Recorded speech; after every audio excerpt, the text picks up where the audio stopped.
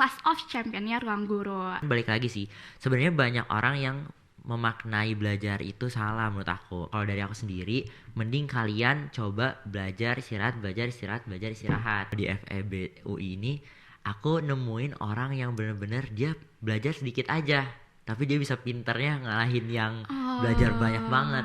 Itu ada yang kayak gitu. Kita biasanya ngambil istirahatnya tuh lebih banyak dibandingkan kita ngelakuin kegiatan di kampusnya gitu. Welcome to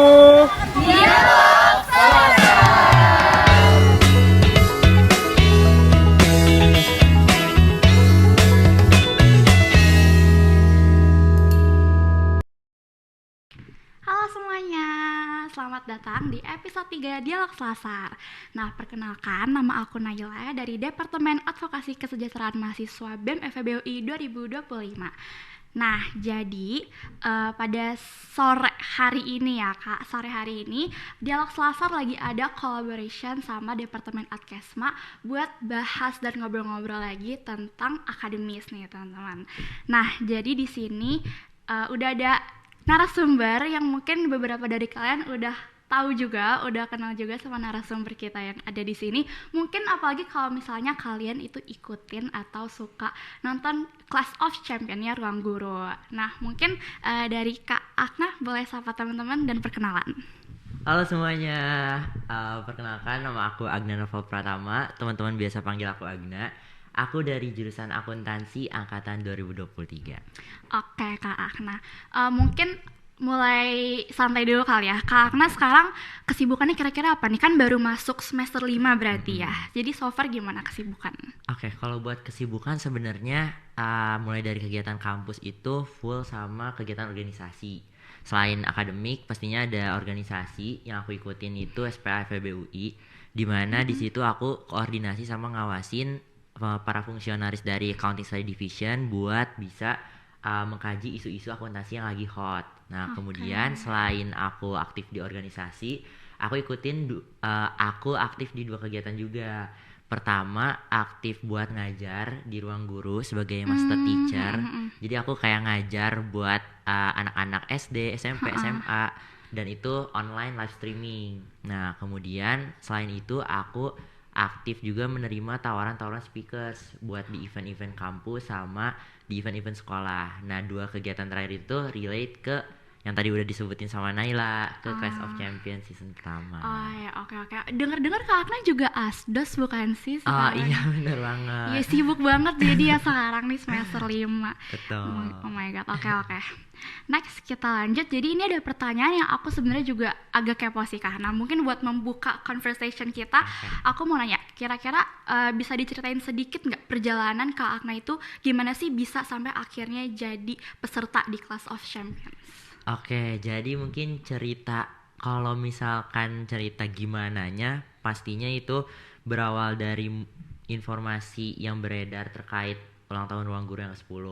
Cuman bagaimana aku bisa sampai ke situnya itu lumayan panjang. Oh, gimana tuh Kak Akna? Jadi pasti pertama kali tuh inget banget aku suka ikut-ikut lomba tuh mulai dari SD. Oke. Jadi pernah punya pengalaman SD ikutan lomba, dan itu pertama kali tuh tiba-tiba waktu SD itu ditarik aja sama orang tua buat ikut lomba sama mama. Nah, pada saat itu jadi pengalaman pertama sekaligus kegagalan pertama. Itu Karena lomba apa Kak kira-kira? itu lomba matematika. Oh, oke. Jadi pokoknya itu lomba pertama dan kayak mental tuh belum kebangun lah ibaratnya. Iya, masih SD tadi ya? Bener, masih SD. Oke. Jadi kayak panik. Akhirnya ya udah, itu jadi lomba pengalaman pertama banget. Sampai akhirnya SMP ikut lomba lagi, mulai serius tuh di situ. Kayak dari orang tua mulai kasih kesadaran lah kalau misalkan lihat kamu kemarin ikutan lomba terus kayak masih agak kaget kan. Terus kayak coba mulai serius. Terus coba serius di SMP, akhirnya beberapa kali OSN dapat, kemudian ikut lomba-lomba kayak matematika juga, alhamdulillah masuk nasional. Kemudian di SMA mungkin peaknya di mana pada saat itu aku berhasil dapetin 2 medali nasional buat juara di tingkat universitas. Jadi pada saat itu aku ikut di UPI sama di Unpad, dan dua-duanya biologi tapi Oh, karena IPA kah? Iya, Oh, oke jadi aku oke. IPA. Nah, sampailah setelah semua perlombaan yang udah aku kumpulin, yang aku capai, akhirnya muncul momen di mana ada informasi dari awal tuh dari BEM. Dari Oh, BEM sampai ke SPA. Nah, paling ingat banget mungkin izin mention juga buat KNG tuh, KNG yang share di grup terkait informasi kalau Ruang Guru ini ulang tahun yang ke-10 dan mau ngadain reality show yang temanya pendidikan. iya. Akhirnya aku coba iseng ikut masukin background checking dulu tuh di awal tuh, masukin IP, masukin prestasi selama SMP SMA. Berarti sistemnya daftar gitu ya, Kak Iya Ana? betul. Oh, jadi sistemnya tuh ada 3 sebenarnya, tapi Apa tuh? ada pertama di approach langsung sama Kak Iman, Oh. kemudian yang kedua di approach sama tim Ruang Gurunya yang talent acquisitionnya, Iya. kemudian ketiga ini nih aku Daftar. daftar. Oke. Terus setelah coba daftar, background checking alhamdulillah lolos. Kemudian masuk ke 2 tahapan lagi. Yang pertama ngerjain soal dan yang kedua itu wawancara. Oke. Buat yang ngerjain soal nih 11 soal 30 menit gitulah pokoknya. Di situ lolos juga dan masuk ke interview. Kalau interview sebenarnya pengen nyari case yang bukan sekedar pengen ikut doang, tapi pengen nyari yang mental juara mungkin ya. Mana yang mau jadi juara gitu. Jadi bukan sekedar ikut doang. Yang ambis gitu kali ya. Iya ya, biar seru juga gak sih Kak Ana Benar, acaranya? benar Gitu. banget. Terus gimana? Nah terus akhirnya lolos interview juga. Terus kayak langsung aja dikasih info mau ukuran baju berapa dan lain-lain dan akhirnya ikut langsung. Berarti itu udah officially jadi peserta Benar, COC pada saat ya. itu. Oh my god, ini kayak first time deh Kak aku denger background gimana sih tahapan biar jadi peserta gitu. Betul, gitu. Makasih ya Kak. Iya. Oke, nah jadi tadi kan karena udah ini nih kasih tau kalau misalnya sekarang tuh sibuk banget kan ya, dan kayak maksudnya di luar akademis tuh kegiatan Kak tuh banyak gitu. Nah kira-kira apa sih yang bisa nge-motivate Kak Akna buat tetap berprestasi gitu kira-kira Kak? Oke, sebenarnya untuk motivasi sendiri aku bedain jadi 2. Pertama dari internal dan eksternal. Kalau misalkan dari internal sendiri, dari diri aku sendiri itu, aku tuh selalu ngerasa seneng kalau bisa pelajarin hal yang baru buat aku. Oke. Contohnya kayak misalkan aku pelajari simpelnya ya mungkin materi yang sebelumnya belum aku tahu gitu. Materi apa gitu, akuntansi atau apa, aku pelajari, setelah aku coba pelajari dan bisa, nah rasa seneng di bisanya itu yang bikin aku terus-terusan kayak Paham sih. iya, jadi mau tahu lagi gitu kan. Iya. Nah, itu mungkin yang salah satu yang memotivasi aku. Cuman balik lagi sih, sebenarnya banyak orang yang memaknai belajar itu salah menurut aku. Mereka tuh selalu memaknai belajar itu langsung directly berhubungan dengan akademik. Nah, tapi menurut aku sendiri belajar itu banyak hal. Contohnya bisa kayak belajar masak, belajar ya berenang. Tadi definisinya sendiri menurut aku dari yang sebelumnya gak bisa jadi bisa. Nah, makanya buat teman-teman sendiri kalau misalkan kalian ngerasa aku gak suka belajar, sebenarnya coba kalian lihat dari sisi yang lainnya dulu. Apakah kalian beneran gak suka banget atau sebenarnya kalian tuh suka asal bukan yang berhubungan sama akademik atau apa gitu. Oh Jadi iya. kadang-kadang orang tuh salah persepsinya di situ. Dan buat motivasi itulah jadinya kebentuk ke diri aku kan. Kayak aku ngerasa kalau misalkan aku bisa hal yang baru, aku jadi seneng Iya. kayak gitu. Nah terus kalau misalkan faktor yang eksternal, sebenarnya pastinya dari keluarga. Jadi dari sejak kecil udah benar-benar diarahin nih sama mama aku, sama kakak aku, sama papa aku kalau misalkan kamu nanti mau kelak hidupnya lebih enak dari sekarang, maka kamu coba tanam dari sekarang, contohnya belajar gitu. Dan kemudian sebenarnya yang paling kerasa sih dari perjuangan mama aku sih. Jadi mama aku tuh udah single parent dari kelas 2 SD. Jadi perjuangan mama yang benar-benar apa ya, ngasih tunjuk ke aku kalau misalkan mama bisa berjuang sebegitunya, kenapa aku enggak. Akhirnya itu jadi alasan Berarti aku. ada motivasi dari latar belakang, terus kayak karena orangnya juga penasaran gitu ya, Bener. pengen belajar hal baru. Tapi kayak pernah nggak misalnya kayak belajar terus kayak aduh males nih kayak, tapi itu gimana cara biar karena ningkatin semangat belajarnya? Oke, kalau misalkan cara ningkatin semangat belajar, kalian harus bisa ini sih guys. Jadi belajar cerdas bukan belajar keras. Kadang orang-orang tuh kayak oh ya udah ada ujian tiba-tiba belajarnya baru mepet-mepet Iya. dan dipres banget. Iya. Nah, Jadi kalau- malah pressure gitu kan. Iya, malah jadi takutnya pusing, capek dan lain-lain. Nah, kalau dari aku sendiri, mending kalian coba belajar istirahat, belajar istirahat, belajar istirahat. Contohnya kalau misalkan aku sendiri itu nerapin, minimal sehari itu aku bisa belajar 2 jam.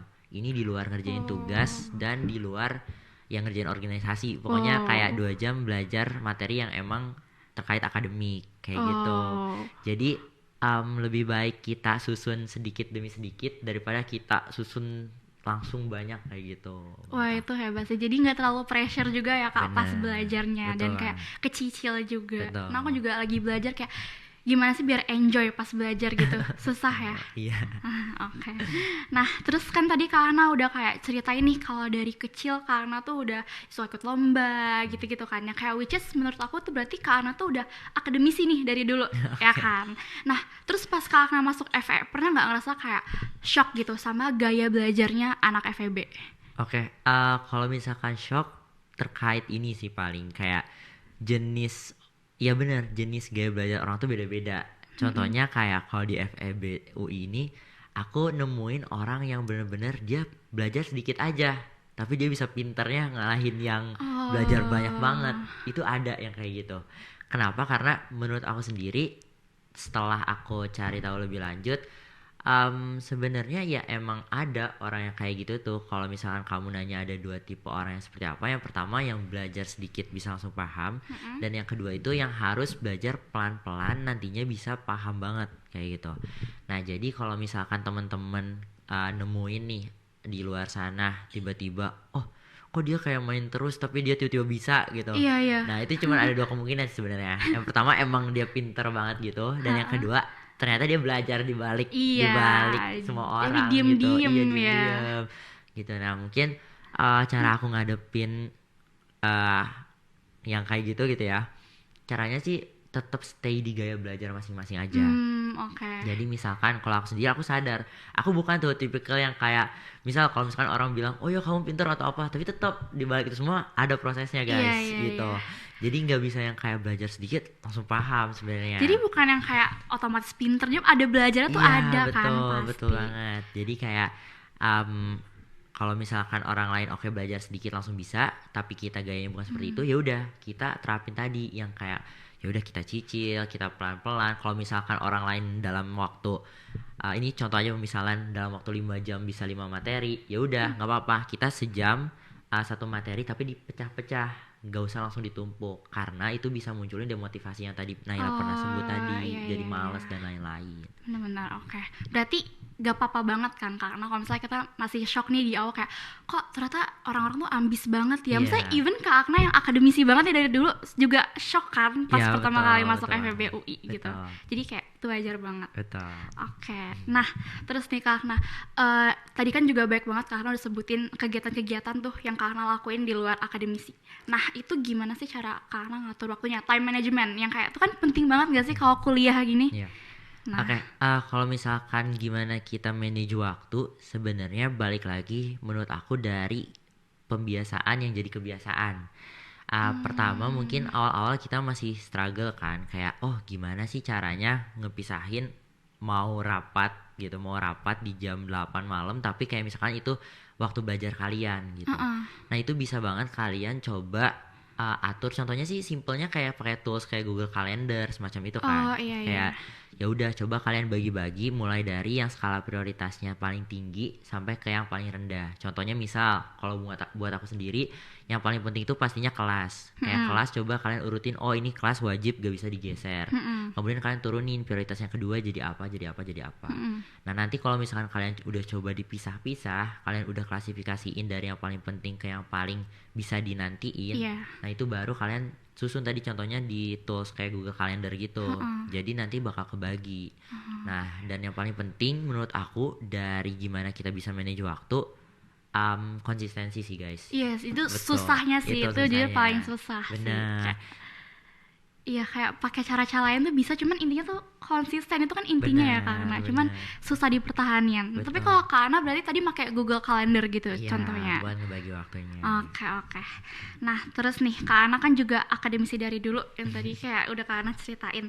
Nah kira-kira ada nggak metode belajar yang Kana selalu pakai selama ini gitu? Oke, ada sih yang paling aku ingat mungkin, dan ini benar-benar diterapin ketika masuk UI. Jadi Oke. aku tuh ada yang namanya preview, class, review. Jadi dari metode ini tuh aku biasanya yang pertama tadi dari preview dulu.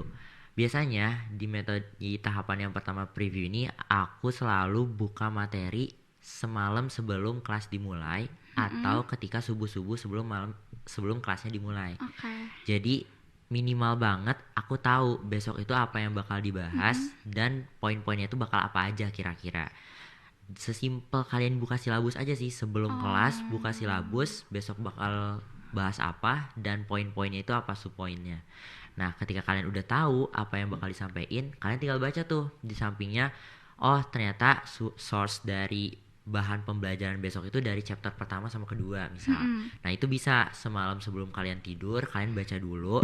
Dan yang mungkin jadi permasalahan setiap orang tuh selalu ngerasa, oh aku udah coba kayak gitu Kak, tapi percuma, malam-malam dibaca tapi gak ngerti gitu. Oh iya Nah, benar-benar. sebenarnya fungsi dari tahapan yang pertama preview ini tuh Iya. bukan masalah kamu langsung ngerti atau enggak, tapi masalah kamu ngebuka jendela yang ada di otak kamu. Kalau aku ngebayanginnya gitu. Jadi ibaratnya kalau misalkan pemahaman kita nol setelah kita baca apa yang bakal dibahas besok, itu tuh minimal ada 50-60% kalian pahamin materinya apa. Sehingga nanti masuk ke tahapan yang kedua, ketika di kelas kalian bisa pahamin tuh. Pahamin lebih lanjut apa yang dosen kalian sampaikan. Nah, kemudian yang bisa jadi poin penting di tahap kedua ini adalah apa yang dosen sampaikan sih. Mungkin kayak kita tuh kadang aku pun ngerasa kalau misalkan aduh aku lagi gamut dengerin, nanti deh aku bacanya di rumah bener-bener. aja Iya, gitu bener kan. banget itu, tapi kayak ujung-ujungnya nggak pernah belajar Iya, kan di bener rumah. banget. Nah, tapi setelah aku coba evaluasi baik itu di semester 4 kemarin bahkan ya, kayaknya kalau misalkan aku bener-bener simak serius dari week awal terkait dosen ini ngomong apa, dosen ini menjelaskan apa, itu bisa lebih aku pahamin lagi dibandingkan aku baca sendiri.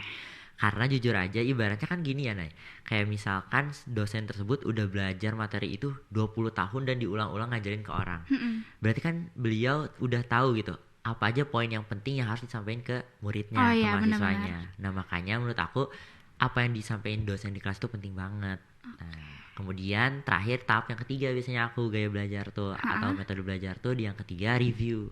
Setelah tadi di tahap pertama udah coba buka-buka sendiri, kemudian di tahap kedua udah mendengarkan dosen di kelas. Nanti yang ketiga, setelah pemahaman yang kita gabungin nih, yang di tahap pertama sama kedua digabungin di yang ketiga ini, menurut aku itu bisa banget memaksimalkan apa pemahaman yang bakal kita tahu gitu. Yang sebelumnya mungkin 60% doang bisa jadi 100%. Jadi intinya kayak pelan-pelan juga gitu ya Kak, Bener, dicicil. pelan-pelan, Berarti ini betul. efektif banget dong buat kalau kalian lagi sendiri ngerasa gimana? Efektif banget jujur. Oke. Kayak nanti kalian ibaratnya kalian udah nabung duluan di awal, sehingga nanti ketika ujian udah dekat, misalkan Hamin 2 minggu, kalian tinggal coba aja pindahin apa summary yang terpisah tersebut ke satu kertas misal, abis itu kalian tinggal baca ulang jadinya dan latihan soal. Itu efektif banget. Oke, berarti pas review itu tuh kayak nyatet gitu ya Kak? Betul, nyatet apa aja poin yang ternyata setelah aku baca, kalau aku baca sendiri yang penting tuh A B C, tapi setelah disampaikan sama dosen ternyata A B doang gitu. Oke. Oh, berarti aku bisa hapus yang C, fokus ke A sama yang B. Kayak gitu, itu di review. Kalau misalnya belajarnya ini karena lebih suka sendiri atau rame-rame? Kalau Oke. personal. Jujur ini sempet jadi pertimbangan juga, apalagi waktu maba kan. Pasti kan sama teman-teman baru kayak ayo belajarnya bareng Iya, kayak gitu kalau kan. anak-anak UI kan suka belajar bareng kayak di Bener, kilau sampai bener. pagi gitu kan. Bener Nah, tapi banget. tuh kadang aku tuh mikir kayak itu sebenarnya kayak kita tuh emang butuh untuk belajar bareng-bareng gini sampai pagi, atau sebenarnya kayak kita tuh bisanya sendiri sih, kan kita bingung ya. Iya, Biasa betul. belum tahu. Nah, kalau dari pendapat aku sendiri, lebih baik coba kombinasiin keduanya. Pertama, kalau misalkan kita mau mendalami materi, mau memahami satu topik yang susah banget, itu lebih baik belajar sendiri dulu. Oke. Coba belajar sendiri dulu, nanti setelah paham sama materinya, setelah paham sama persoalan yang sulit tadi, bisa baru dibawa topiknya ke teman-teman bareng-bareng. Misal tadi di kilau, tuh di kilau kalian bawa pemahaman yang udah kalian pahamin. Jadi fungsinya buat apa ya? Kalau aku sendiri belajar bareng tuh fungsinya buat ngelengkapin pemahaman yang belum sempurna dari apa yang udah aku dapat sendiri. Misal pasti Naila juga ngerasain ketika ngobrol sama teman lagi ngebahas soal, tiba-tiba ada yang celutukan materi, misal tapi kalau yang ini gini gak sih? Oh iya, itu baru tahu gitu. Iya, kayak itu materi dari mana tuh? Iya, Nggak materi tahu. dari mana? Iya. Nggak ada tuh perasaan dari baca sendiri. Nah, kadang dari belajar bareng tuh yang paling penting itu menurut aku. Tapi kalau misalkan bertanya ke aku sendiri ya, ke aku pribadi, apakah aku bisa langsung belajar bareng begitu aja? Aku nggak bisa. Tipikal orang yang harus dalemin materi dulu sendiri. Iya. Nanti baru kalau udah paham setidaknya ya udah 80% gitu baru bareng-bareng nanti belajarnya. Oke, berarti Kak Ana tuh tipe yang nyicil, intinya nyicil. Terus kalau misalnya mau belajar bareng teman tuh nggak apa-apa, tapi kayak intinya Kak Ana tuh udah ada pemahaman dasar Bener. soal materinya gitu. Benar. Nah, oke. Terus kalau ini Kak Ana, kalau sumber belajar, kira-kira Kak Ana tuh sumber belajar dari mana aja? Mungkin tadi kan Kak Ana dengerin dosen di kelas, itu kan bisa jadi sumber kan. Terus kalau mungkin biasanya anak FE ini pakainya ada link asistensi. Nah, Betul. kalau Kak Ana nih pakai link asistensi tuh sumbernya dari mana aja, atau dari buku juga Kak Ana pakai, itu gimana? Oke, pastinya kalau misalkan aku sendiri sumber belajar di FEB itu banyak banget. Kayak tadi Naila udah sebutin itu banyak banget. Pertama dari dosen di kelas, kemudian yang kedua simpelnya sih tinggal kalau aku sendiri lebih suka belajar dari e-booknya langsung baca. Jadi misalkan di silabus ada week pertama dia topiknya itu chapter 1 sama 2 gitu. Oke. Nah, aku langsung aja cari source-nya si buku ini di mana, kemudian aku baca bukunya kayak Oke. gitu. Nah, itu mungkin yang paling kuat karena biasanya kalau misalkan belajar dari buku langsung kita bisa pahamnya lebih detail biasanya. Tapi kalau misalkan ternyata dirasa e-book ini terlalu berat buat kita sendiri, aku biasanya turun ke PowerPoint yang dikasih dosen. Jadi kan di kita tuh ada sistem website emas kan, dimana ya udah tinggal buka emas. Nanti kalau misalkan dosennya udah upload PPT yang dosennya ajarkan di kelas, bisa dibuka dan dibaca ulang dari situ. Biasanya kalau aku sendiri nangkep PPT dosen ini sebagai ringkasan dari apa yang ada di buku. Jadi lebih ringkas seperti itu. Nah, selain itu mungkin kalau misalkan teman-teman di luar FEB yang nggak tahu, jadi di FEB itu ada yang namanya Bitly kuliah kan. Jadi banyak banget kakak tingkat yang punya Bitly-nya sendiri, Iya. yang isinya itu compile materi-materi belajar mereka kayak gitu. Jadi misalkan ada si A ini punya summary pengetahuan manajemen misal. Dia biasanya dia taruh di Bitly dia, kemudian bisa diakses sama semua murid, sama semua mahasiswa. Nah, di situ mungkin itu salah satu sumber yang ngebantu banget ya jujur, kalau misalkan apalagi matkul-matkul hafalan gitu. Kalau misalkan kita butuh banget, kita bisa buka aja summary-nya karena itu udah poin-poin penting banget dari kakak tingkat. Gitu. Berarti kalau Kak Ana sumber belajarnya tentu dari dosen pertama, bisa dari e-book juga Kak Ana baca, sama dari link asistensi. Betul, Ya. iya. Oke. Nah, selain itu ada juga Apa tuh? kalau misalkan kayak kalau misalkan di FE itu banyak banget tutor-tutor gitu. Tutor misalkan baik itu dari BEM, dari SPA, dari teman-teman yang lain. Itu biasanya kayak ngasih video tutorial, ngundang kakak tingkat buat ngajarin kita terkait mata kuliah yang mau diujiankan. Misalkan mau belajar matematika dasar gitu. Kan salah satunya dari ATKES juga kan. Iya, Dari betul. ATKES belajar gitu. Nah, itu bisa juga, dari itu ngebantu banget. Karena ibaratnya kita langsung latihan nih. Oh, soal ujian itu seperti apa, dan langsung dibantuin sama kakak tingkatnya. Oke, thank you banget. Karena mungkin kayak takutnya ada mahasiswa baru yang kayak masih bingung gitu kan. Iya. Karena jujur aku dulu pas maba kayak bingung, ini tuh belajar tuh dari mana sih? Kalau dulu kan ada buku paket dari sekolah Iya. kan. Terus biasanya tuh guru juga ngasih PPT. Tapi kalau kuliah tuh kayak emang iya. harus cari sendiri ya Betul. sumber belajarnya. Jadi rajin-rajin ya teman-teman. Nah, oke, lanjut. Tadi kan Kak Akna juga mention kalau misalnya Kak Akna tuh di luar akademis sibuk tuh, ya kan. Nah, apakah pernah nih kegiatan non akademis Kak Akna ini ngeganggu kegiatan akademis Kak Akna? Oke, kalau terkait pernah nggak pernah jawabannya. Jadi ketika aku semester 2 pernah banget ngalamin yang namanya lost track. Jadi maksudnya tuh ketika aku udah punya kebiasaan yang tadi aku sebutin, preview, class review, aku ulang-ulang terus, aku cicil terus. Nah, di semester 2 ini kepanitiaan tuh lagi sibuk-sibuknya, dimana ya udah semua acaranya yang awalnya online berubah ke offline, lagi running lah ibaratnya. Nah di situ mungkin jadi salah satu tantangan buat aku karena pada saat itu aku ngerasa kalau misalkan kemarin semester 1 aman-aman aja sih belajar Ah, gitu kan. Jadi ketika ada kepanitiaan, oh ya udahlah oh, bisa juga lah. Nah, agak jadi abai gitu iya, ya. agak ya udah agak ketinggalan lah gitu. Jadi Mm-mm. ngerasa kalau misalkan ada apa ya, ada kewajiban buat belajar tuh kayak oh yaudah bisa agak nantian deh gitu. Jadi kayak Ha-ah. gitu mikirnya. Tapi setelah coba buat sadarin, oh ternyata kalau misalkan kepanitiaan emang lagi running, lagi berjalan, tetap harus bisa prioritasin apa yang sebelumnya udah dilakuin Mm-mm. gitu, apa yang sebelumnya udah dilaksanakan, udah konsisten gitu. Jadi kalau misalkan ada sibuk ya balik lagi tadi gimana caranya kita ngebagi. Oh misal ada rapat yang makan jam waktu belajar dari jam 5 sampai jam 7 malam gitu misalnya. Itu buat rapat. Nah, tadinya misal kalian punya jadwal belajar di jam tersebut. Mm-mm. Itu bisa banget buat digeser. Misalkan oh ya udah karena emang ada prioritas lain yang harus dikerjain, aku geser deh misalkan di malam.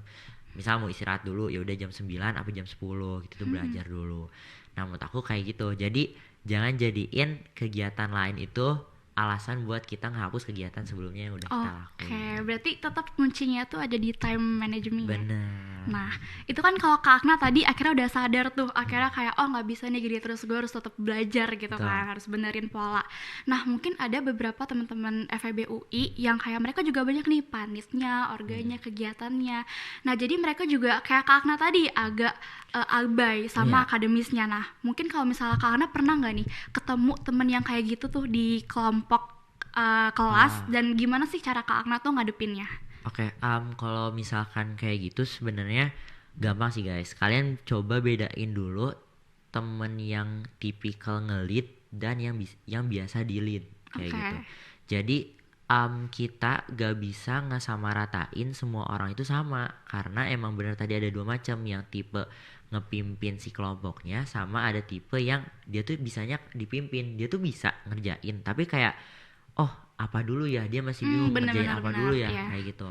Nah biasanya cara aku ngadepinnya kayak tadi, misal oh ternyata orang ini tuh coba teman kita ini tanya dulu alasan dia kenapa belum selesai ngerjainnya atau kenapa kok kayak ada yang gak lengkap gitu, itu bisa ditanyain dulu ke orangnya. Mm-mm. Nah, kalau cara aku sendiri biasanya ya udah aku coba arahin dulu. Misal materi lu itu sebenarnya ada 3 subtopik ini. Coba lu kerjain dulu, abis misalkan kerjain kasih tahu gua gitu. Oke. Nah, itu fungsinya buat apa? Biar kalau misalkan dia udah kasih tahu ke kita kerjaan apa yang udah dia kerjain, kita bisa lihat dulu, oh ternyata udah lengkap atau belum sih materinya, udah sesuai belum sih sama yang kita mau juga. Oke. Kalau misalkan dari kitanya ataupun teman-teman yang lain mau nambahin, setidaknya kan bisa nambahin dan kasih tahu Mm-mm. ke dianya kan. Oh, kayaknya yang ini bagian A bisa ditambahin tabel deh bla bla bla. Mm-mm. Sehingga jadi orang itu pun oh iya tahu, oh iya sorry gue ada yang kurang Oh iya iya. misalkan.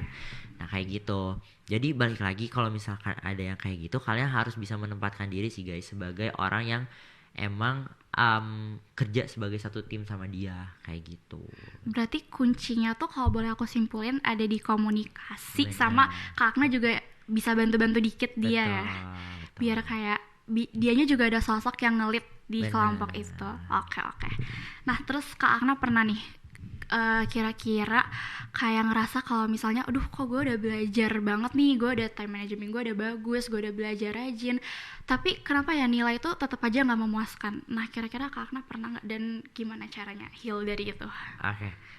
Kalau misalkan pernah nilai gak memuaskan itu pernah ketika misalkan kita udah belajar yang kayak mati-matian misalkan Mm-mm. 5 jam gitu buat belajar materi tersebut dan tiba-tiba setelah ngeliat nilainya kurang memuaskan gitu. Nah itu cara aku ngadepinnya balik lagi sih, kayak kita evaluasi dulu, coba evaluasi kemarin cara belajar kita tuh udah bener atau masih salah. Karena kalau misalkan berdasarkan pengalaman aku ngelakuin kesalahan tersebut tuh ketika ya tadi sistem SKS, kayak misalkan ada satu materi misalkan yang dimana aku ngerasa oh yaudah pelajarinnya nanti aja gitu, jadi berujung materi tersebut tuh SKS cuman di semalam doang dipelajarinnya gitu. Nah itu bisa bahaya banget karena kalau misalkan kita maksain madetin materi yang tadi di akhir dan ternyata ketika besoknya ngeblank gitu kan, Iya. karena sebelumnya udah belajar lama, udah latihan soal juga udah selesaiin deh, tapi cuman dalam waktu yang singkat gitu. Itu kan bisa ngeblank kan, sehingga ya udah jadi ngebuat nilainya kurang memuaskan dan jadi gak sesuai apa yang kita harapin lah. Nah itu teman-teman mungkin bisa lebih ke, kalau ngadepin hal tersebut, coba evaluasi dulu, lihat ke belakang tadi, ke belakang cara belajarnya udah bener atau belum, langkah yang dilakuinnya udah bener atau belum. Dan tadi misalkan ternyata aku belum belajar sendiri, aku langsung belajar bareng dan belum memahami dasarnya iya. misal. Nah itu bisa banget. Jadi coba evaluasi dulu aja. Sebelumnya itu langkah-langkah yang kita udah terapin udah bener atau belum. Iya, karena yang tahu kita tuh udah tahu sejauh mana materi yang kita kuasai itu kita sendiri nggak sih? Karena kayak kadang aku suka ngerasa gue udah paham banget nih, gue udah paham gitu kan, tapi pas udah dapet soal gak bisa Iya. gak bisa aja kayak jelek tapi marah-marah ke diri sendiri lagi. Jadi cuman bisa caranya itu ya, evaluasi diri, kayak Evaluasi karena kita diri. doang yang ngerti diri kita. Betul. Dan paling kalau misalkan kalian udah ngerasa ternyata sebenarnya udah ngelakuin yang terbaik gitu, udah belajar sebisa mungkin, ya udah coba bisa rubah metode belajar kalian aja sih. Misalkan dengan cara kalian udah baca semua materinya dari buku, kalian merasa udah maksimal kok, kenapa si A aja bisa misal baca semua buku terus bisa ngerjainnya. Nah balik lagi tadi, ada dua tipikal orang yang beda, jadi kalian coba cari metode belajar kalian sendiri. Kalau misalkan ternyata baca buku kalian nggak berhasil, coba langsung ke latihan soal kayak gitu. Jadi belajar cerdas daripada belajar keras kayak gitu sih. Jadi bisa aja kayak kita ngerasa udah maksimal nih, padahal belajar kita tuh sebenarnya nggak efisien ya Kak Akna. Jadi nilainya juga nggak maksimal gitu. Oke, not. Thank you Kak Akna. Nah nih kita mau bahas lagi. Tadi kan Kak Akna udah kasih tips gimana cara biar kita tuh bisa balance antara organisasi, panitia, dan akademis dengan cara time management ya kan. Nah tapi kalau gimana cara Kak Akna balance antara kuliah dan kehidupan pribadi, menurut Kak Akna tuh gimana? Oke, kalau misalkan bisa seimbangin, itu bukan masalah bisa dan gak bisa, tapi harus menurut aku. Karena kenapa? Karena tadi salah satu permasalahan yang paling sering kita temuin tuh demot kan. Kayak udah belajar A, B, C, terus belajar yang D ini gak bisa, belajar yang D ini kayak udah nge-stuck banget nih, udah pusing, lain gak mau gitu, kayak mending tidur atau apa gitu kan. Nah menurut aku ya itu caranya, kalau misalkan kalian udah ngelaksanain kegiatan di kampus, kemudian udah belajar setelahnya gitu, coba kalian ambil juga sisi yang lain, yaitu kehidupan pribadi kalian. Misalkan hobi kalian, misal hobi masak, atau ya simple kayak hobi nonton film gitu, pengen istirahat. Nah itu tuh bener-bener harus bisa kalian seimbangkan. Kenapa? Karena ketika kalian emang maksain di salah satu sisi, misalkan sisi yang tadi tentang belajar gitu, kegiatan kampus, kalian lama-lama juga akan capek. Nah capek ini bisa berujung fatal juga. Contohnya misal ngerjain tugas kelompok malah jadi malas-malesan, malah jadi jatuhnya avoidant gitu, kayak ngehindar kalau misalkan ada isu yang mau dibahas sama teman-teman gitu. Nah kalian bisa banget buat seimbangin sama kehidupan pribadi kalian tadi, kayak hobi-hobi kalian. Nah aku pun, pengalaman aku selalu nerapin kayak gitu. Misalkan Senin sampai Jumat ini kan full kampus kan, kalian belajar kegiatan organisasi. Coba di Sabtu Minggunya ini kalian puasin kepuasan yang emang di luar kegiatan kampus tersebut. Misal tadi kayak nonton film, tidur, atau misalkan yang ngelakuin hobi kalian, lari pagi dan lain-lain. Itu kalian perlu lakuin buat sebagai jatuhnya recovery lah, masa recovery sebelum nanti masuk ke kegiatan kampus lagi kayak gitu. Jadi jangan dijadiin beban, tapi kayak kehidupan pribadi itu kita anggap aja jadi waktu kita buat healing dari kegiatan akademis dan lain-lainnya di kampus gitu Kak Akna. Oke, thank you. Nah, tadi kita juga udah bahas kan gimana caranya Kak Akna tuh bisa recover dari nilai yang jelek. Nah, kalau misalnya burnout, Kak Akna pernah nggak kira-kira? Oke, itu juga pernah. Karena tadi balik lagi kan, pas kepanitiaan lagi sibuk-sibuknya, terus ternyata nilai aku tiba-tiba turun. Itu tiba-tiba burnout tuh, kayak udah capek deh ngerjain semua hal gitu. Nah kalau aku sendiri biasanya, kalau aku sesimpel ini sih, kayak karena aku dekat juga kan, kampung halaman aku dekat, kayak udah tinggal balik ke rumah, abis itu ya kayak udah kayak ngabisin waktu di luar tadi yang berhubungan sama kegiatan kampus gitu. Jadi kayak minimal kita bisa istirahat dulu lah dari semuanya gitu. Nanti baru balik lagi.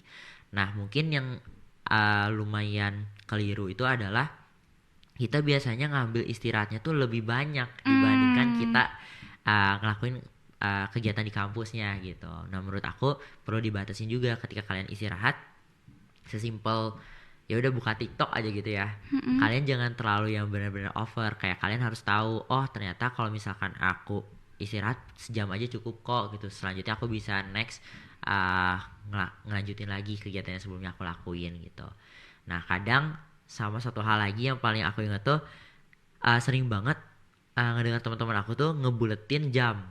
Maksudnya tuh kalau misalkan ternyata sekarang 16.24 ya udah 16.30 deh mulai jujur belajarnya. gitu juga sih Apanya aku. gitu. Nah itu mungkin bisa coba dirubah juga karena kalau misalkan kayak gitu terus 6 menit yang sebelumnya itu sebenarnya bisa langsung dipakai buat kalian ya udah ngerjain misalkan proker apa gitu kan, kegiatan kampus itu bisa digunain banget. Malah nanti kalau misalkan kita melakukannya sesegera mungkin, waktu buat istirahatnya malah semakin banyak kan. Iya. Gitu. Jadi instead of ngulur-ngulur, itu kan maksudnya ngulur-ngulur ya kan, masuknya kak nunda-nunda, jadi langsung aja kerjain gitu. Terus sama mikir, nah oke. Berarti kalau misal tadi Kak Agna lagi demot, lagi burn out nih, gak apa-apa kita stop dulu, terus kayak healing dulu, cuman harus bisa kontrol diri ya, biar gak over to healingnya, nanti kalau misalnya over malah kelepasan yang lain, gak kepegang. Nah mungkin buat teman-teman yang sekarang lagi ngerasain demot, burn out, apakah Kak Agna ada kata-kata pesan untuk mereka? Oke, kalau pesan-pesan paling balik lagi guys, ada alasan dibalik kalian berjuang saat ini. Itu gampang banget, simple, gak selalu soal belajar. Misalkan kalian simple mau jadi orang kaya gitu misalkan. Nah alasan-alasan dibalik semua itu kalian perlu ingat lagi kembali di belakang. Kayak misalkan kalian pernah ngerasain demot, oh kemarin nilai aku turun banget drastis misalkan, aduh aku gak mau lagi tuh ngerasain kayak gitu. Nah kalian perlu inget alasan-alasan dibalik itu semua. Setelah kalian ingat alasan itu dan gak mau lagi ada di posisi itu, coba lihat ke depan setelah itu. Oh apalagi yang harus dilakuin, apalagi langkah selanjutnya yang bisa ngebantu kalian buat mencapai tujuan kalian di awal. Kayak gitu. Oke, thank you Kak Agna.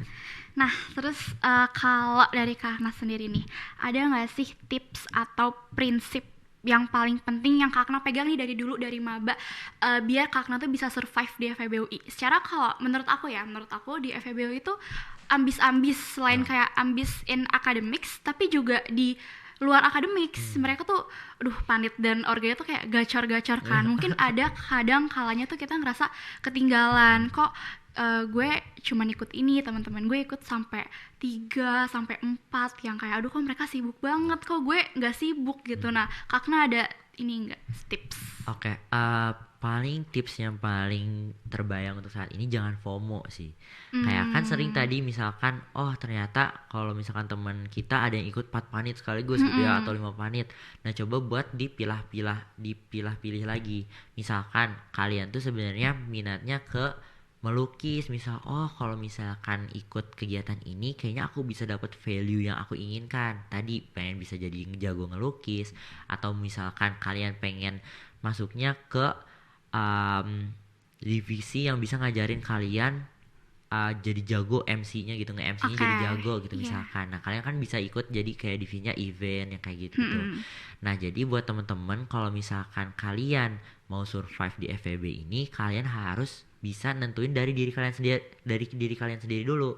Oh aku pengennya dapetin nilai apa aja sih, value apa aja sih, kemudian aku nantinya si nilai yang udah didapat ini bisa mencapai tujuan apa, kayak gitu. Setelah kalian udah nentuin dari diri kalian sendiri, baru tuh kalian bisa nentuin langkah-langkah selanjutnya kayak gimana. Berarti instead of FOMO, better kayak pelajarin dulu kita nih ke depannya rencananya apa.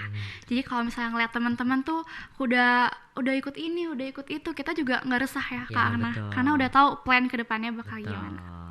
Oke, thanks. Nih pertanyaan terakhir dari kita, apa sih target atau mimpi akademisnya Kak Akna untuk ke depan? Kayak kalau lihat backgroundnya Kak Akna kan udah pinter deh, akademisi banget deh nih, ikut lomba, ikut COC gitu kan. Nah, kira-kira ke depannya apakah Kak Akna mau coba apa, magang di mana atau gitu? Oke, kalau misalkan target ke depan pastinya mungkin idaman semua jurusan akuntansi ya, mahasiswa jurusan akuntansi pastinya ke Big Four dulu kayak gitu. Pasti untuk target terdekat coba magang di Big Four, kemudian ngerasain jadi auditor setahun 2 tahun di Big Four. Kemudian setelah itu baru mungkin terjun ke perusahaan-perusahaan yang emang multinasional kayak gitu. Nah itu mungkin jenjang karir yang sejauh ini aku bayangin gitu. Jadi kalau misalkan teman-teman nanya kayak aduh tapi aku bingung emangnya di Big Four nggak capek atau apa, coba dulu karena menurut aku itu worth it banget gitu. Thank you Kak Akna. Nah mungkin itu tadi pertanyaan menutup sesi podcast kita pada hari ini. Mungkin buat teman-teman semua yang nonton atau untuk para mahasiswa baru yang sekarang nih kebetulan kan baru masuk ini ya, karena baru masuk kuliah. Bener. Terus juga yang semester 3 dan 5 juga baru, dan 7 juga baru masuk ke kuliah buat yang semester gasal. Mungkin bisa di take notes dari pesan-pesan Kak Ana biar kalian bisa melewati masa-masa kalian di FEB UI nanti ke depannya. Segitu aja dari kita. Oke, Thank you thank you Kak Ana. Naila, thank you semua. See you guys.